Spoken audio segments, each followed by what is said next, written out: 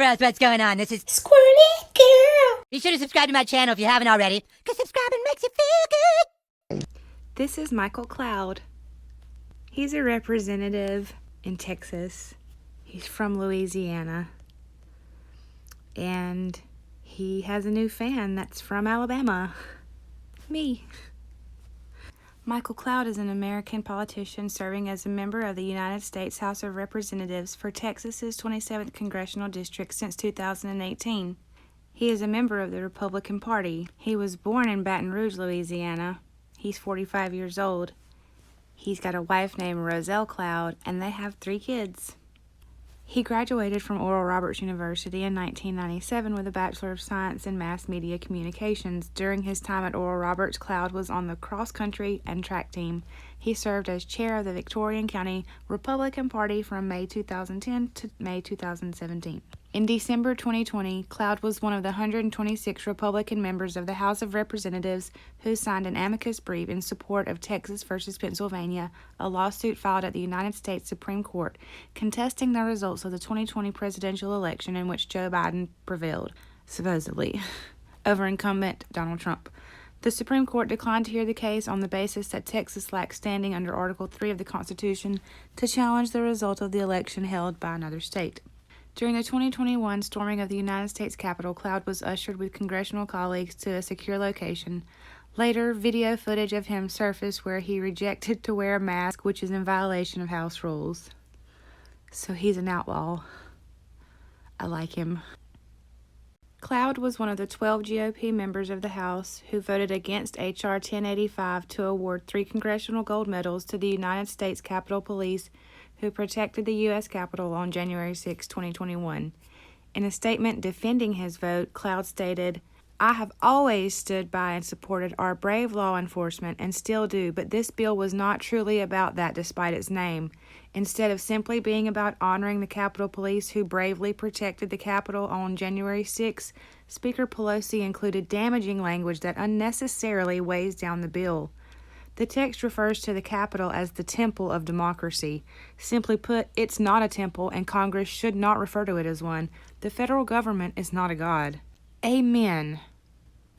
The Speaker also promulgated the false information that an officer was killed by a fire extinguisher. This information was also used in an impeachment hearing as evidence for impeachment.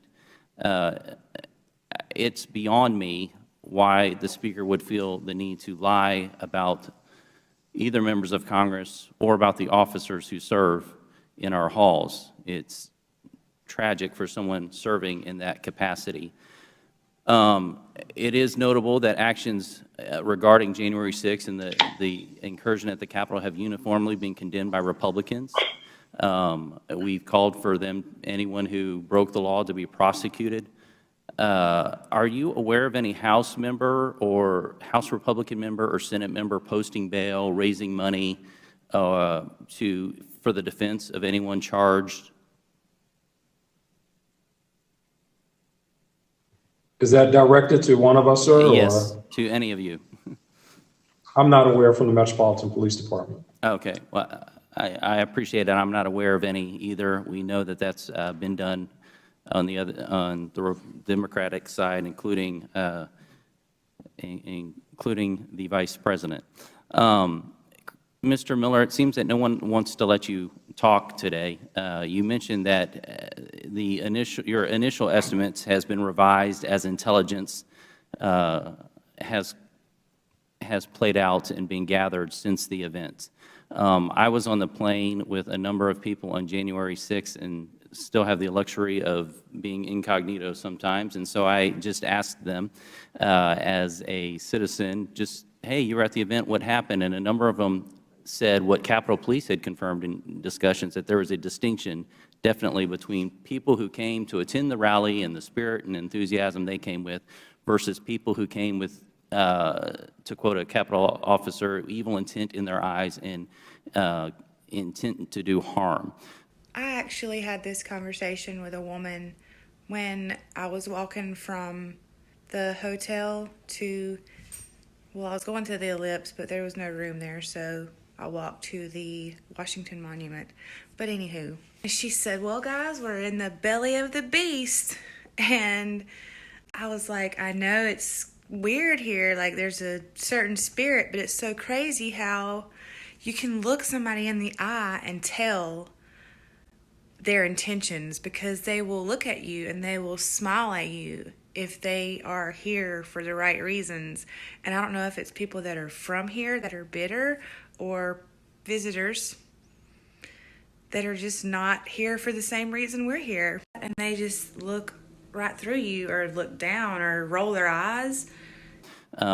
You've mentioned that there were agitators who came prepared. There's been some discussion about whether it takes 45 minutes or not to walk from the mall to the Capitol. I certainly think if there were people who came in battle gear, so to speak, and gas masks, and that they were motivated by anything that President Trump said, that they didn't have time to go back to their house, put on their gear within the time to make it to the Capitol. Could you speak to that and some of the lessons learned in the new information that's come to light? I just felt, as I saw some of the video of the particular video, is where a column is going up the stairs and they're holding out each other and they're kitted up in a way that was pretty dramatic, and I'd seen before. That struck me as an example of that this was, they were organized and had thought through this. So they showed up on the mall prepared. That's my assessment, but that's not. I'll leave it for you all to determine definitively, as well as law enforcement. With people I spoke to on the ground who had attended the rally, that's what they said as well, that they had seen people pull up even in vans and had a completely different spirit about them. Thank you for your testimony today. Time has expired.